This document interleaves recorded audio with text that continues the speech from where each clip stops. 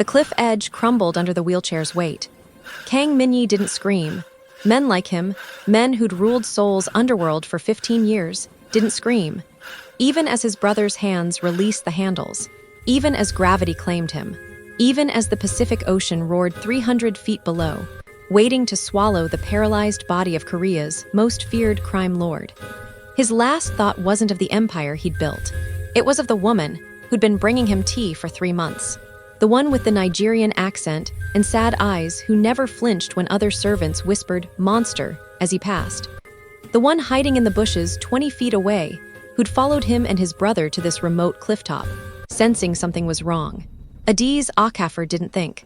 Thinking would have reminded her she was a maid earning barely enough to send money home to Lagos. Thinking would have told her that Minyi's brother Youngho controlled half the security team. Thinking would have screamed that saving a mafia boss would paint a target on her back the size of South Korea. She ran. Her body hit the wheelchair just as it tipped over the edge. Her arms locked around Minyi's chest. Her feet scrabbled against loose rock as momentum tried to drag them both into the void. "Let go!"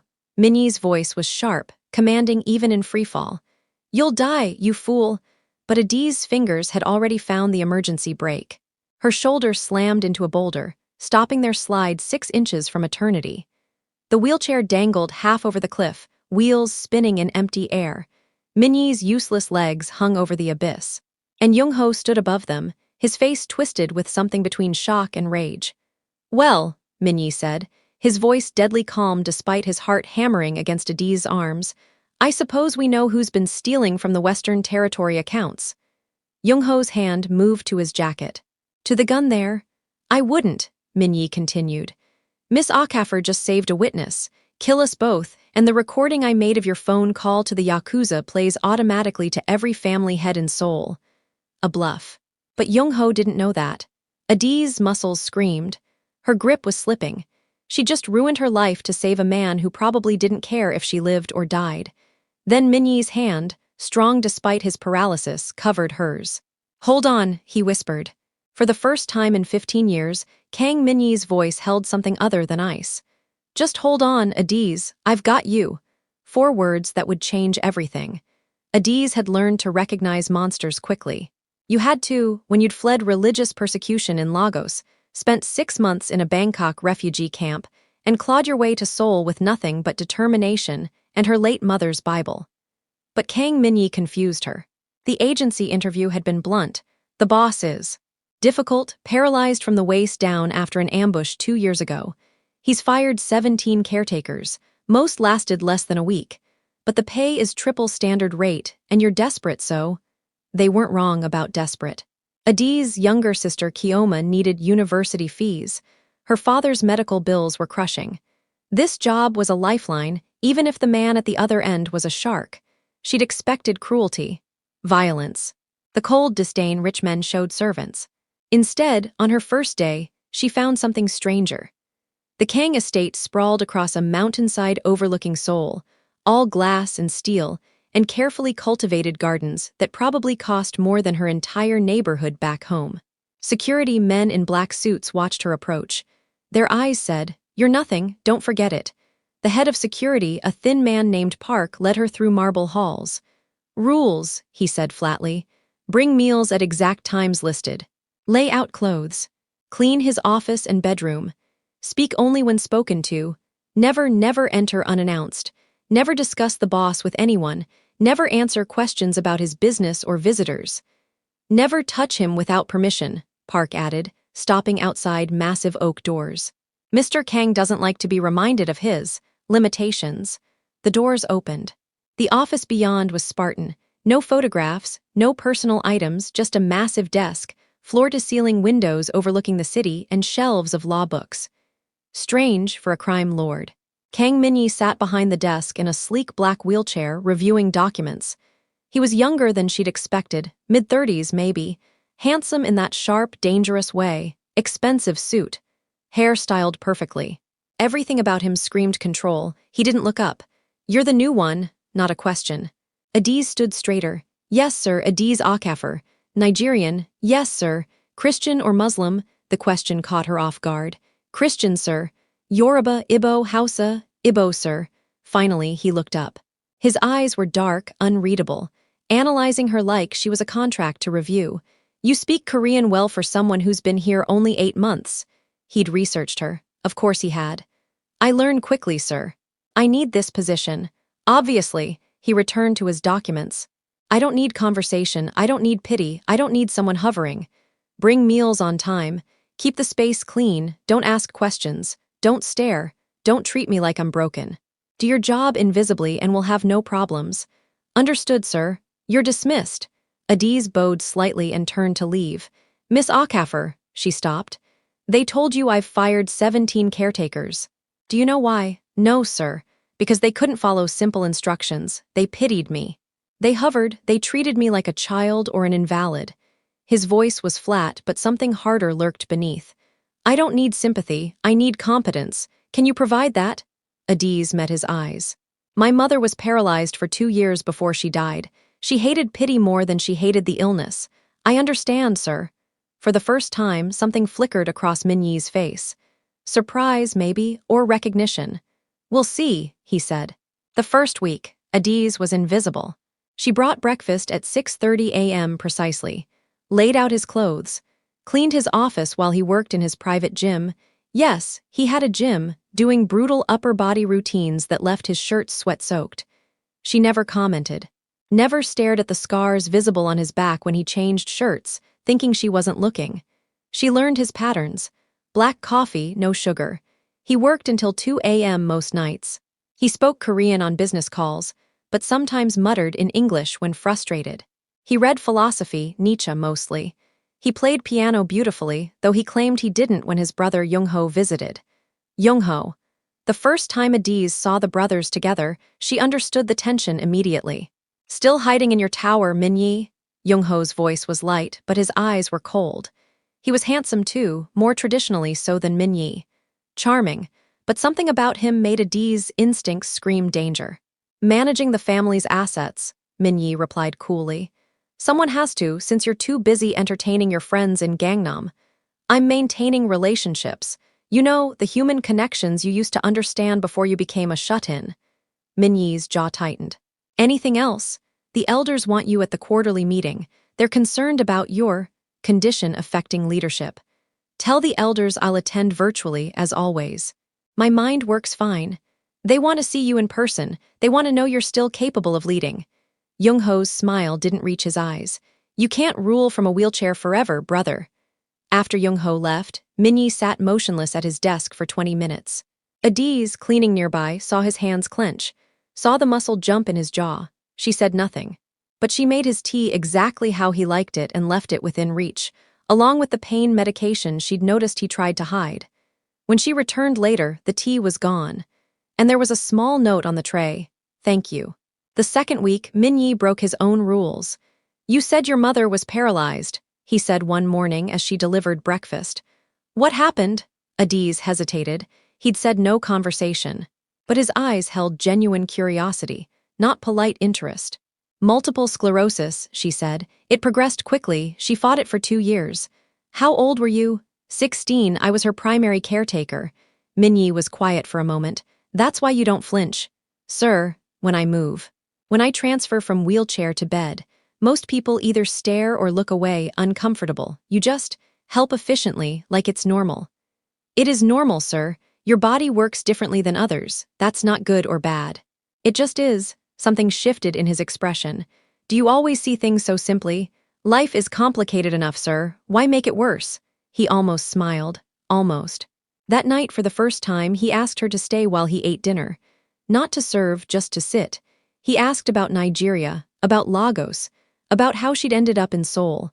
Adiz told him carefully about her father's illness, about the persecution their church faced, about Kyoma's dreams of becoming a doctor, about the refugee camp where she'd learned Korean from YouTube videos on a borrowed phone. You came here with nothing, Minyi said. I came here with faith and stubbornness. My mother said those were the only things no one could take. Your mother sounds wise. She was. Adiz smiled sadly. She used to say God puts us exactly where we need to be, even when it makes no sense. Do you believe that? I'm still deciding. Minyi laughed, actually laughed. It transformed his face, made him look younger. Human. Fair enough, he said. Over the next weeks, the walls came down in inches. Minyi started asking for her opinions on books, on music, on news articles. He taught her Go, the strategy game, and seemed genuinely pleased when she beat him the first time. You think 3 moves ahead, he observed. Most people barely manage one. My mother taught me chess. Same principle. Did she teach you to be fearless too? Adiz laughed. I'm not fearless, sir. I'm terrified constantly, but being afraid and moving forward anyway, that's not fearlessness. That's faith. Minyi studied her. I used to have faith in family, in loyalty, in the idea that if you were strong enough, you could protect the people you loved. His voice turned bitter. The ambush that paralyzed me, it was someone from my own organization, someone I trusted. They wanted my position. Did you find them? Yes, and I handled it. His tone said, don't ask how. Adiz should have been frightened. This man was a crime lord. He'd probably killed people, done terrible things. But all she saw was loneliness. A man trapped in a gilded cage, unable to trust anyone, unable to show weakness. I'm sorry that happened to you, she said quietly. Minyi blinked. You're sorry? I'm a criminal, Miss Akafer. I've done things that would horrify you. Why would you be sorry for me? Because you're human, and humans aren't meant to be alone.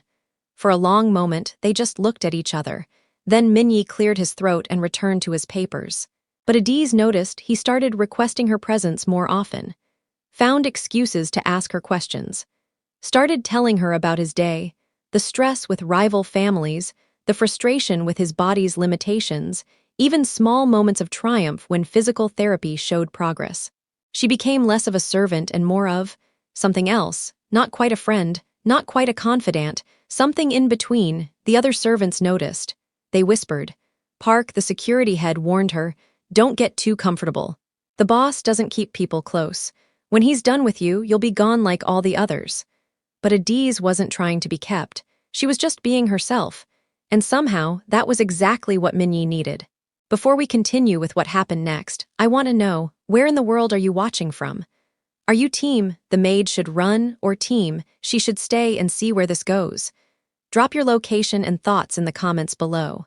And if you're already hooked on this story, if you want to know whether Minyi's walls come down completely or if his dangerous world tears them apart, hit that subscribe button. Because what happens next? It's going to test everything these two are building. Trust me, you don't want to miss it. Now back to the story. The attack came on a Wednesday night. Adiz was in the kitchen preparing Minyi's late dinner. He'd been in meetings all day, virtual ones with family heads, his face carefully neutral even though she could see the tension in his shoulders afterward. The explosion shook the entire estate. Glass shattered, alarms shrieked, gunfire erupted from the front gates. Adiz's first instinct was to hide, her second was to run. Her third, the one that overrode everything else, was Minyi. She ran toward his office, her heart hammering. Security guards rushed past her, shouting into radios. Smoke billowed from somewhere below. Minyi's office doors were locked. She pounded on them. Sir, Mr. Kang! The door flew open. Minyi sat in his wheelchair, a gun in his hand, his face harder than she'd ever seen it. Behind him, Park was barking orders into a phone. Miss Akafer. Minyi's voice was cold, controlled. Get to the safe room, now. What's happening? A rival family is making a move. Park will escort you. I'm not leaving you. His eyes flashed. This isn't a discussion, you're a civilian. You'll be killed. You can't move quickly in evacuation situations. Adiz's voice was steady despite her terror. You know that. Someone has to stay with you. Park will. Park needs to coordinate security. She met his eyes. Let me help. For 3 seconds, Minyi stared at her. Then he made a decision. Fine, but you follow my orders exactly. Understood? Yes, sir. Park didn't like it. His face made that clear, but another explosion made the decision for them. Sir, we need to move to the reinforced room. Now. They moved through the estate like a unit. Park led, weapon drawn. Adiz pushed Minyi's wheelchair. Minyi covered their rear, his gun steady despite the chaos. They made it to a hidden elevator, down 3 floors. Into a bunker that looked like it could survive a nuclear war. Park sealed the door. We're secure. Communication systems are active. I'm linking to the security team. He looked at Minyi.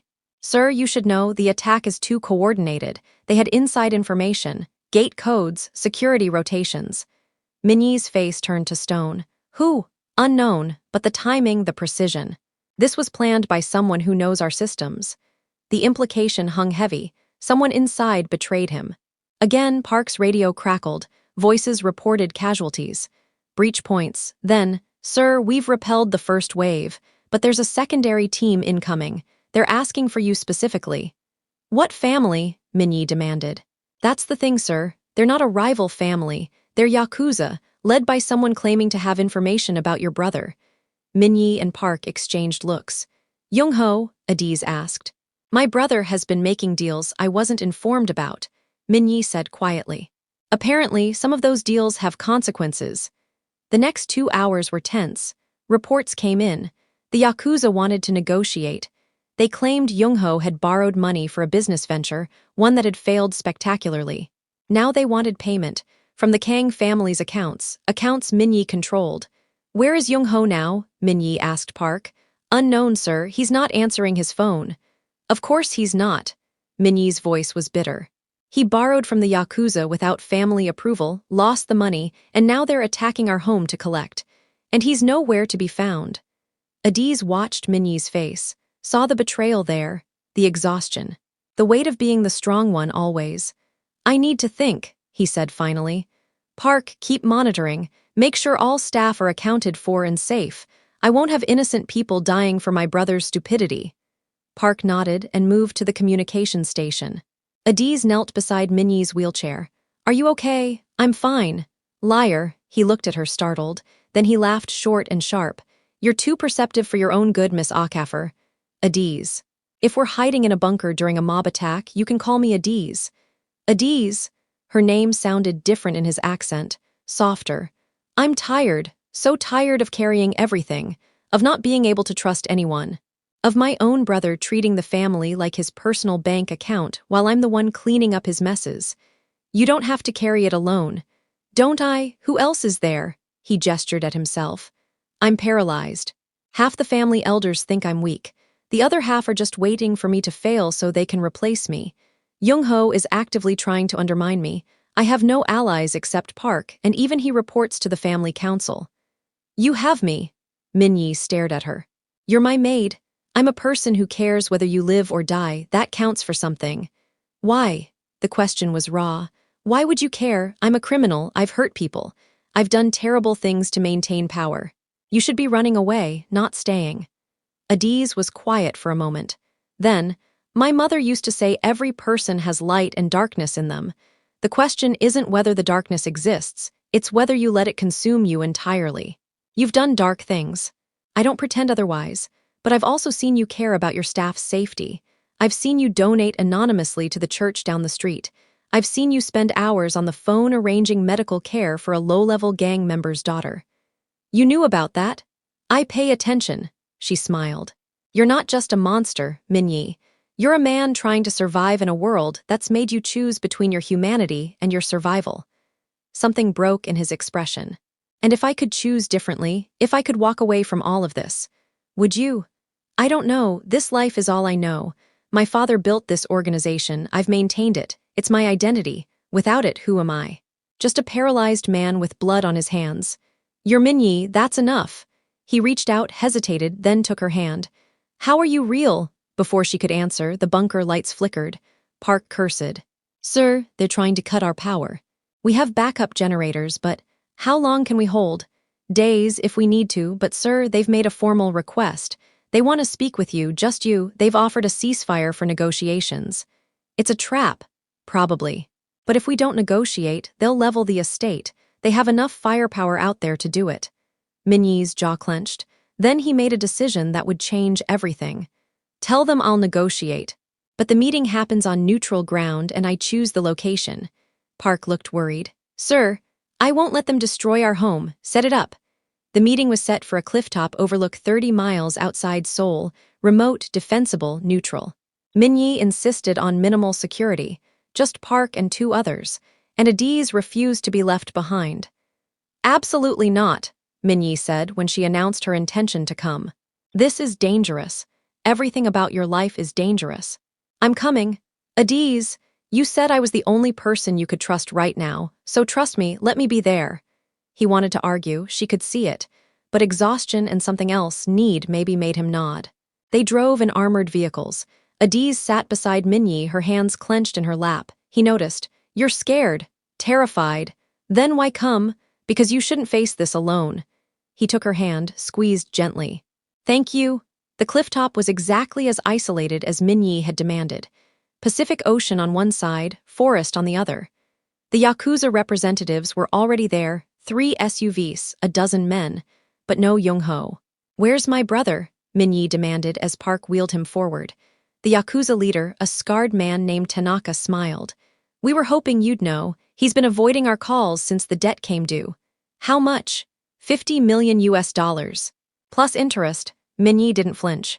And if I pay, then we have no further business with the Kang family. Your brother's debt is settled. Show me proof of the debt. Tanaka produced documents. Loans signed by Young-ho. Business ventures in Tokyo that had collapsed. Timelines that matched, it was real. Young-ho had put the entire family at risk for a failed business deal. I'll pay, Minyi said finally, but I need time to liquidate assets. 1 week. 3 days. 5. And you leave my estate alone until then. Tanaka considered, then nodded. 5 days, but if you fail to pay, we'll consider it a declaration of war. Understood. The meeting should have ended there. Clean, professional. But as the Yakuza turned to leave, Adiz saw it, a slight movement in the trees. A glint of metal. A scope. She didn't think. Just grabbed Minyi's chair and pulled hard, throwing them both sideways. The shot went wide, missing Minyi's head by inches. Chaos erupted. The Yakuza pulled weapons. Park was shouting. More shots fired from the trees. And then Young-ho emerged from the forest, gun in hand, face twisted with rage. You were going to pay them, Young-ho screamed at Minyi. $50 million because of my mistake, making me look weak, making me look like a failure. Young-ho, don't, Park started forward. Young-ho fired. Park dropped, clutching his shoulder. The Yakuza scattered, unwilling to be caught in family drama. Tanaka shouted something about the deal being off and ordered his people to retreat.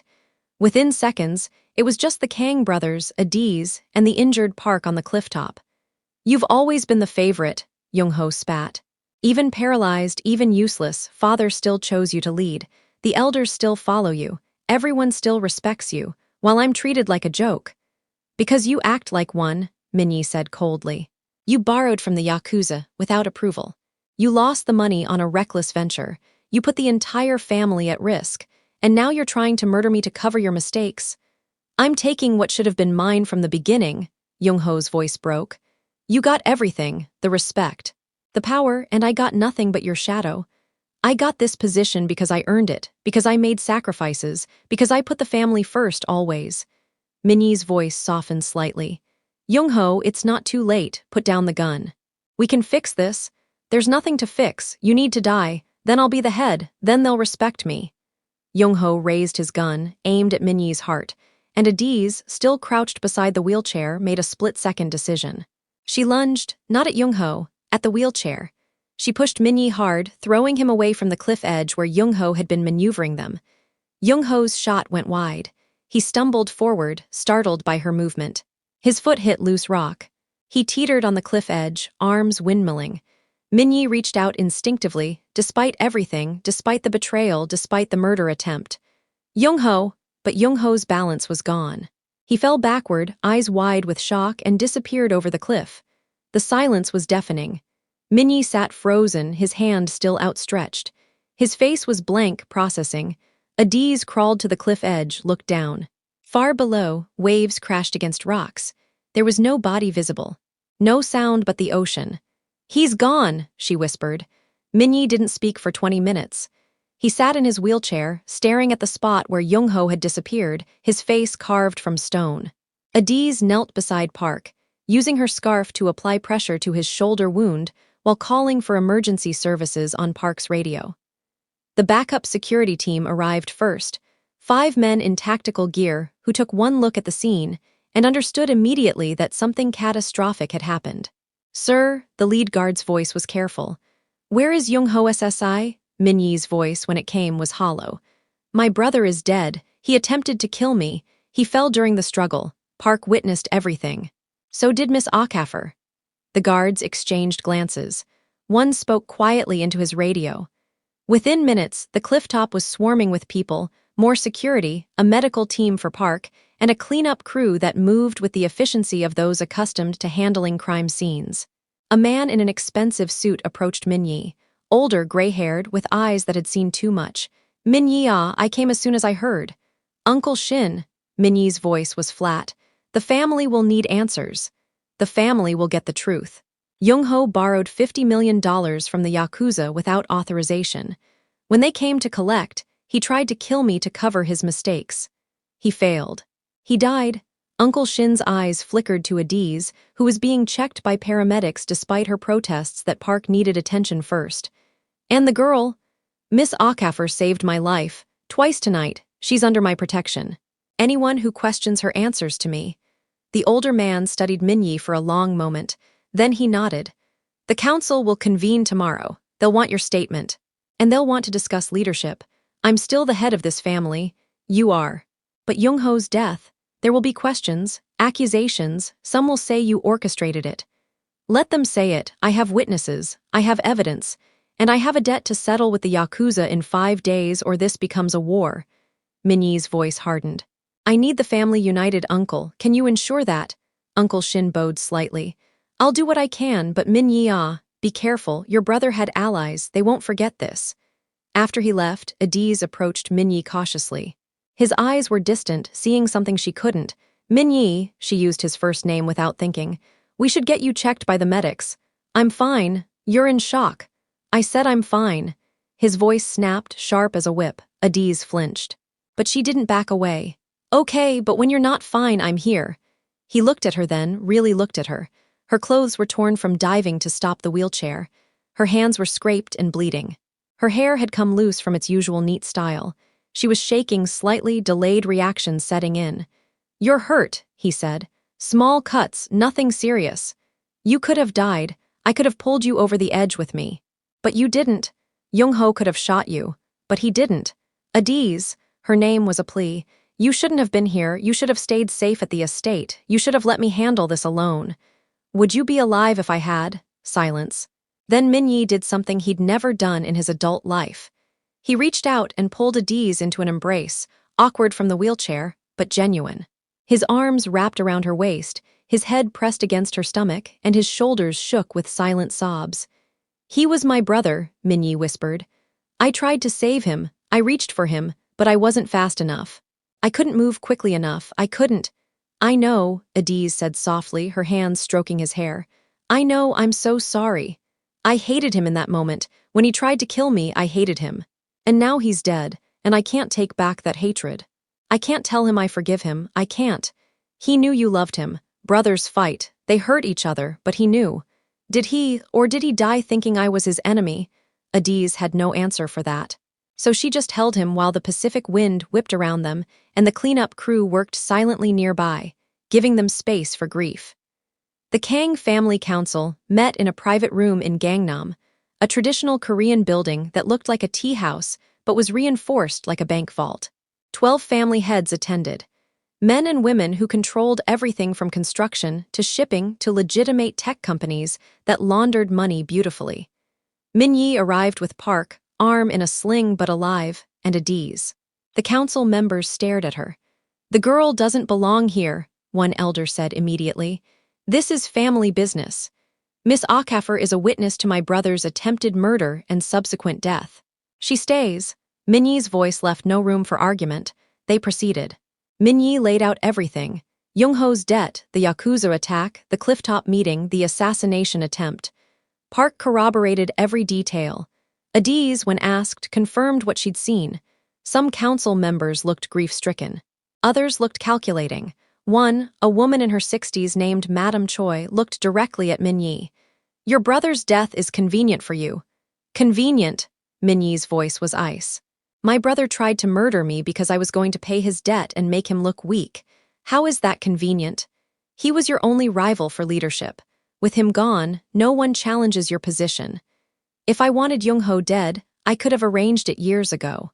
Quietly, efficiently, I wouldn't stage a dramatic confrontation with Yakuza witnesses and risk destabilizing our entire organization. Minyi leaned forward. I loved my brother. I tried to save him as he fell.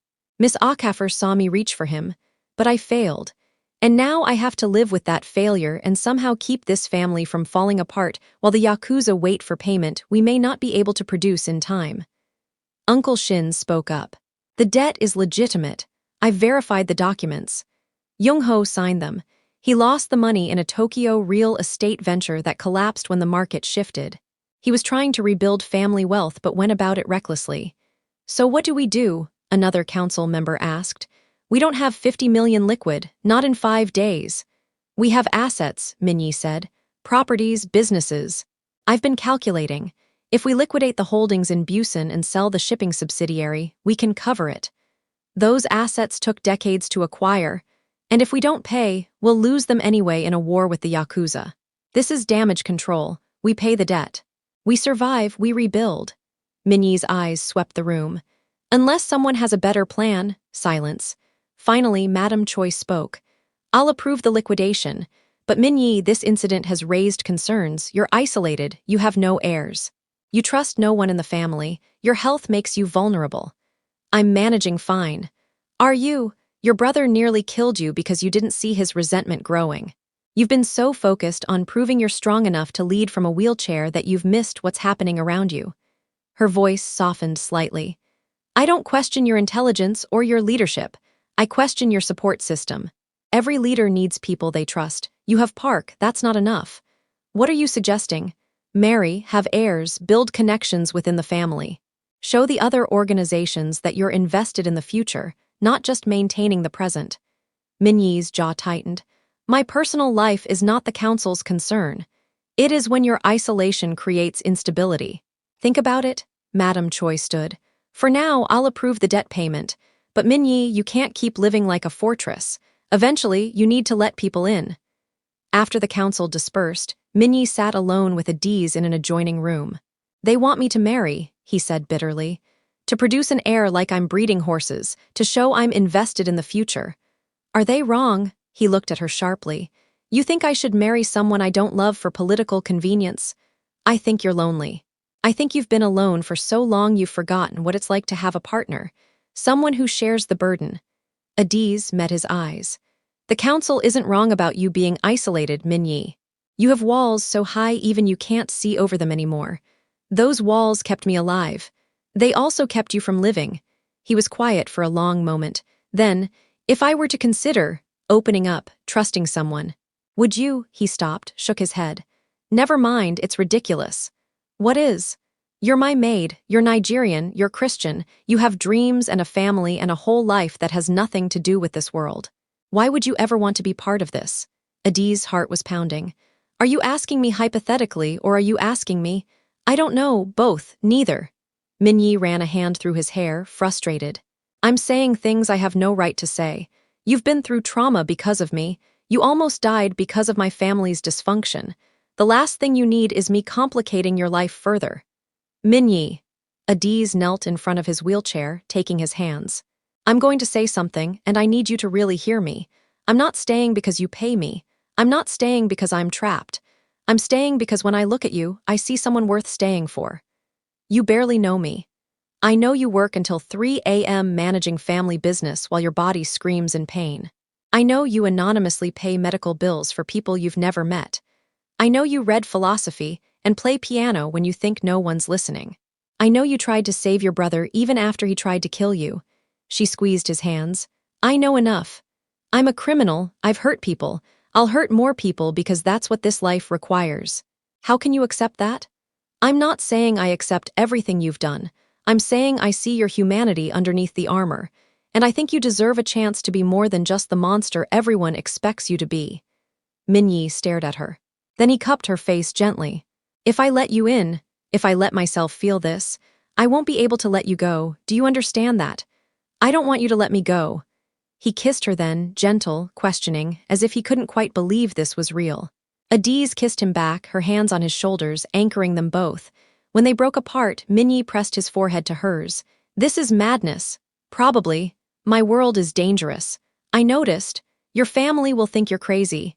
They already do. I moved to Korea on faith and YouTube Korean lessons. He laughed, genuine and warm. We're going to scandalize everyone. Good, I like making memorable impressions. Okay, I need to know what you're thinking right now. Are you team, yes, they should be together? Or team, this is moving too fast, girl, run? Drop your predictions in the comments. Do you think the family will accept Adiz? Do you think the Yakuza situation will blow up in their faces? Do you think Minyi can really leave his criminal life behind? And seriously, if you're invested in this story, if you want to know whether these two make it or if Minyi's world tears them apart, leave a comment. Your engagement keeps these stories coming.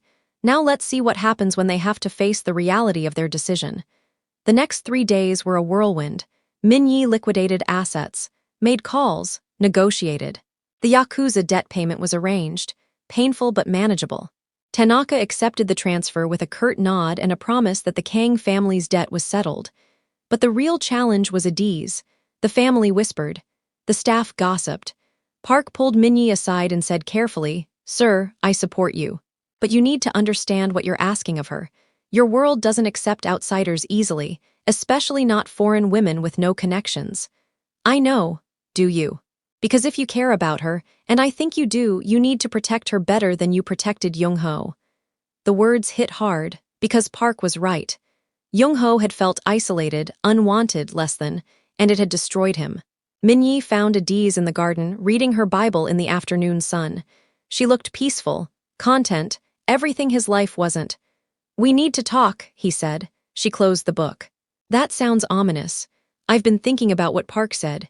About what the council wants. About what's fair to you." He took a breath. "Adiz, I'm asking you to consider something that will change your entire life.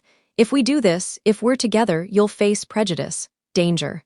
People who will hate you for being foreign, for being black, for being with me. You'll be a target." "I know. Do you? Really? Because I don't think you understand how cruel this world can be." Adiz was quiet for a moment. Then, "Minyi, I fled Nigeria because people wanted to kill my family for being Christian. I spent 6 months in a refugee camp where women disappeared in the night. I came to a country where I don't look like anyone else, where people cross the street to avoid me, where shop owners follow me around assuming I'm stealing." She met his eyes. "I've faced cruelty my whole life. Your world doesn't scare me more than the world I've already survived. But you shouldn't have to survive. You should be able to thrive, to be happy, to build the life you want." His voice softened. "I don't want to be another burden you carry.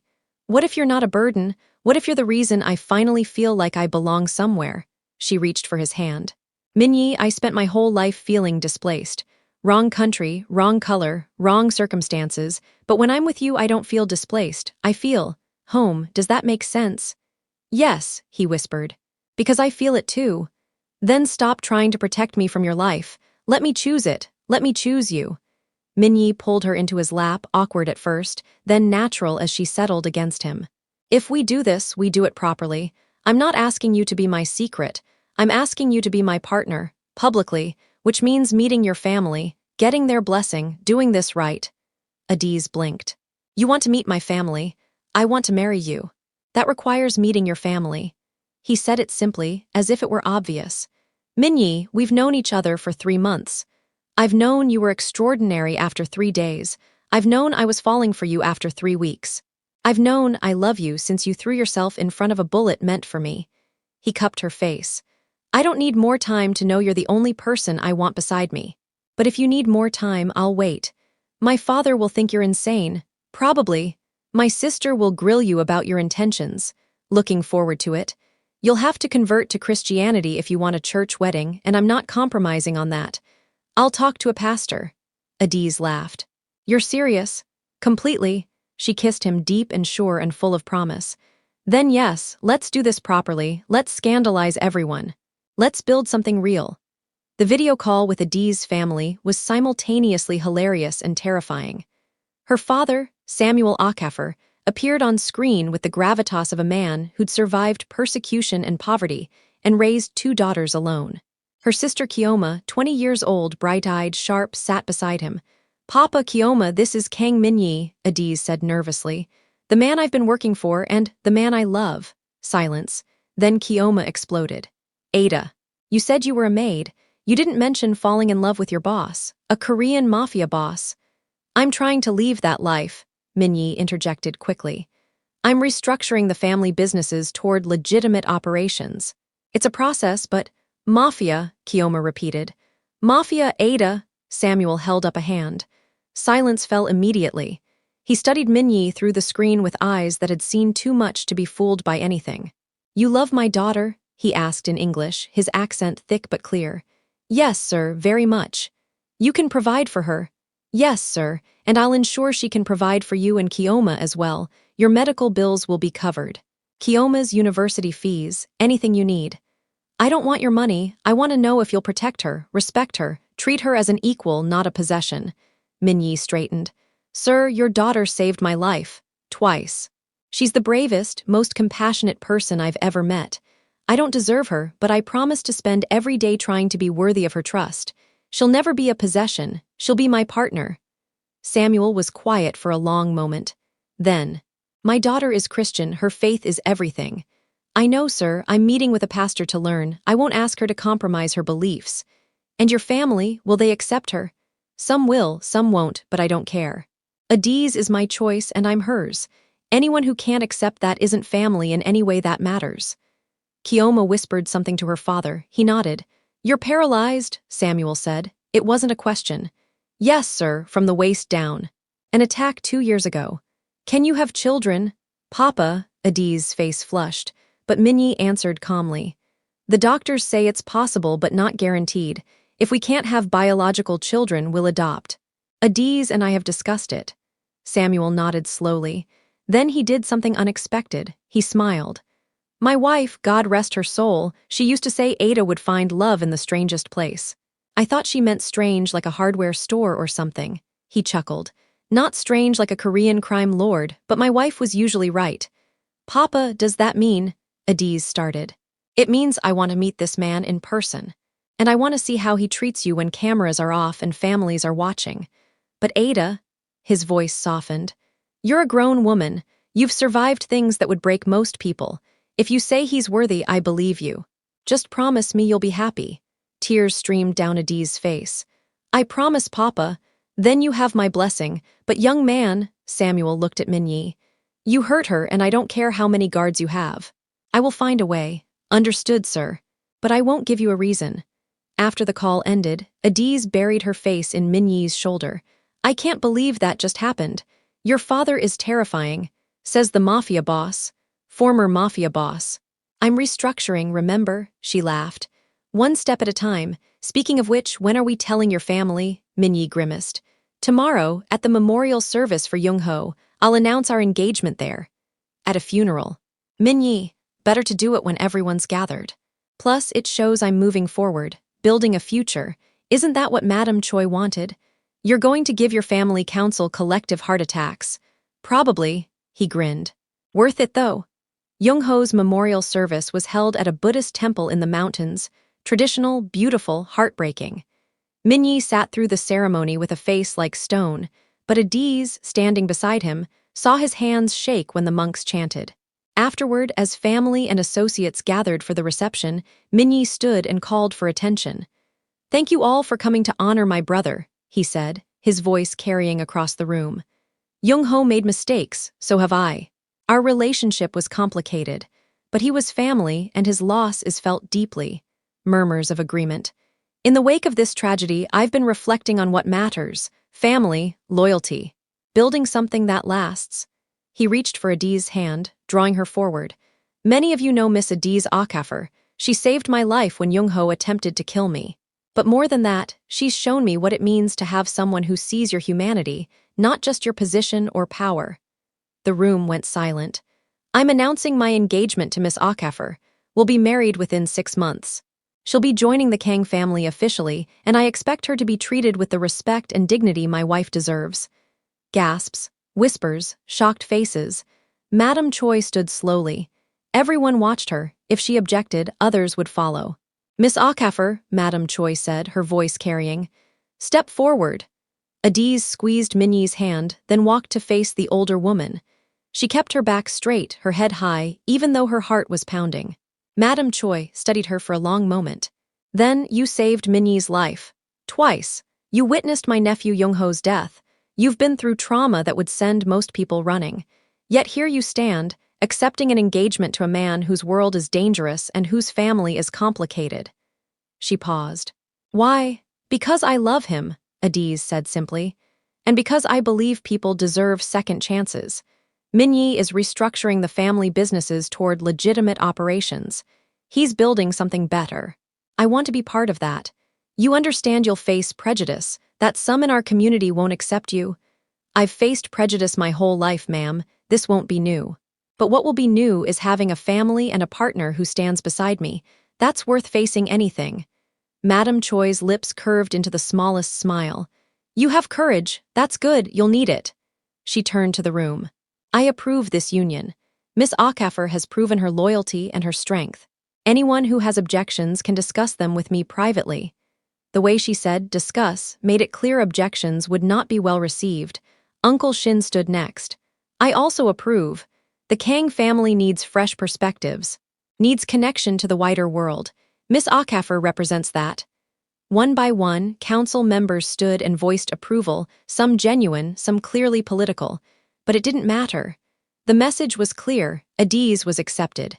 After the reception, Minyi and Adiz walked through the temple gardens. That was terrifying, Adiz said. You were magnificent. Madame Choi is scary. She likes you. If she didn't, she would have destroyed the engagement politely and completely. Minyi pulled Adiz close. Thank you, for what? For choosing this, for choosing me. For being brave enough to stand in front of a room full of people who could make your life miserable and declaring you love a broken man. You're not broken, you're healing. There's a difference. They sat on a bench overlooking the valley. The sun was setting, painting everything gold. I've been thinking, Minyi said, about what comes next. I want to move the family businesses completely legitimate within 5 years. I want to set up foundations for refugees, for disabled communities, for people who need second chances like you gave me. I want to build something my children, our children, can be proud of. Children, Adiz smiled. If we're blessed with them, and if not, we'll adopt. I want a loud, chaotic house full of kids who know they're loved. I want the opposite of how I grew up. That sounds perfect. I also want to learn about your faith. Really learn, not just go through motions for a church wedding. You talk about God like he's real and present. I want to understand that. Adiz's eyes filled with tears. You have no idea how much that means to me. I'm starting to understand. He kissed her forehead. I spent so long being hard, being untouchable, being the monster everyone expected, but you saw something else. And I want to be that person you see, the human underneath. You already are, Minyi. You just needed permission to show it. 6 months later, the wedding was a fusion of cultures that shouldn't have worked, but somehow did perfectly. They married in a small church in Seoul, with a Nigerian pastor who'd flown in specifically for the ceremony. Adiz wore traditional white with Nigerian jeel headwrap in brilliant purple. Minyi wore a tailored suit with a Korean durumagi overcoat in matching purple. Samuel Okafor walked his daughter down the aisle, weeping openly. Kioma stood as maid of honor, still slightly starstruck by the whole affair. Park was Minyi's best man, his arm fully healed. The Kang family filled half the church. The Okafor family and friends from Nigeria filled the other half. It should have been awkward. Instead, it was beautiful. I, Minyi, take you, Adiz, to be my wife, Minyi said, his voice steady and sure. I promise to honor your faith, your culture, and your dreams. I promise to be worthy of the second chance you gave me. I promise to build a life with you that's filled with love, laughter, and more chaos than either of us can probably handle. Adiz laughed through her tears. I, Adiz, take you, Minyi, to be my husband. I promise to stand beside you as you transform your life and your family. I promise to challenge you when you're wrong and support you when you're right. I promise to love you not despite your scars, but with them, because they're part of who you are. When they kissed, the church erupted in applause, Korean and Nigerian families celebrating together, differences forgotten in the joy of the moment. The reception was held at the Kang estate, transformed for the occasion.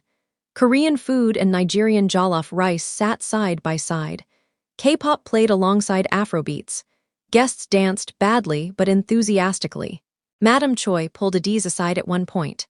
You've been good for him, he smiles now. Actually smiles, I haven't seen that in years. He's been good for me too, Adiz said. He makes me feel like I finally found where I belong. Good, because you're family now. And we protect family. The older woman's eyes were serious. The transition to legitimate business is going well, but there will be challenges. People who resist change. Minyi will need your strength.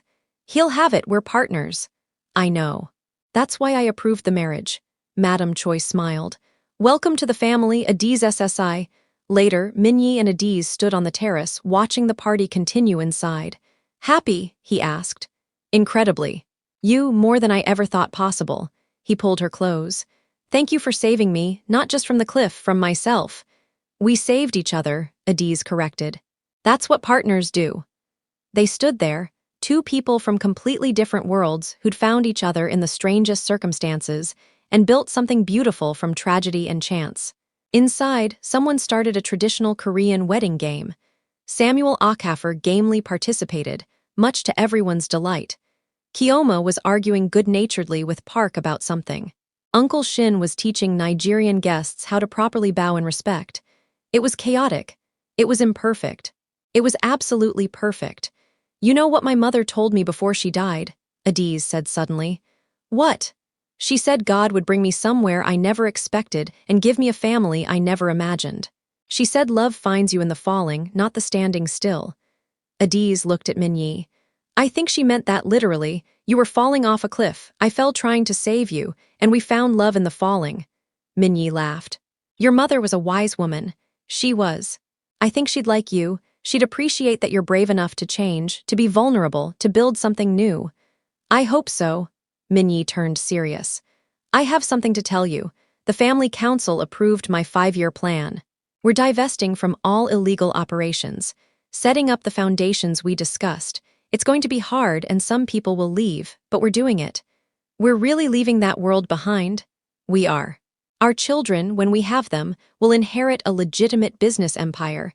They'll know their father was a criminal once, but that he chose to be better. They'll know their mother was brave enough to save a monster and see the man inside. You were never a monster, Adiz said firmly. You were a man doing what he had to do to survive in an impossible situation. But now you get to choose something different. We get to choose something different, he corrected. Together, she kissed him, soft and sweet and full of promise. Together, she agreed, and that's their story, from a clifftop where everything almost ended to a wedding where everything began. I want to know. What touched your heart most in this story? Was it Minyi's transformation? Adiz's courage? The way they built something beautiful from tragedy? Drop a comment and let me know. And if you loved this story, if it made you feel something deep, hit that subscribe button. I create these emotional journeys every week. Stories about love that overcomes obstacles, about second chances, about people finding each other when they least expect it. What kind of story do you want to hear next? Mafia boss meets single mother. CEO falls for his rival. K-drama star and his biggest fan. Tell me in the comments and I'll make it happen. Until next time, remember, love finds you in the falling. Sometimes, you just have to be brave enough to catch it.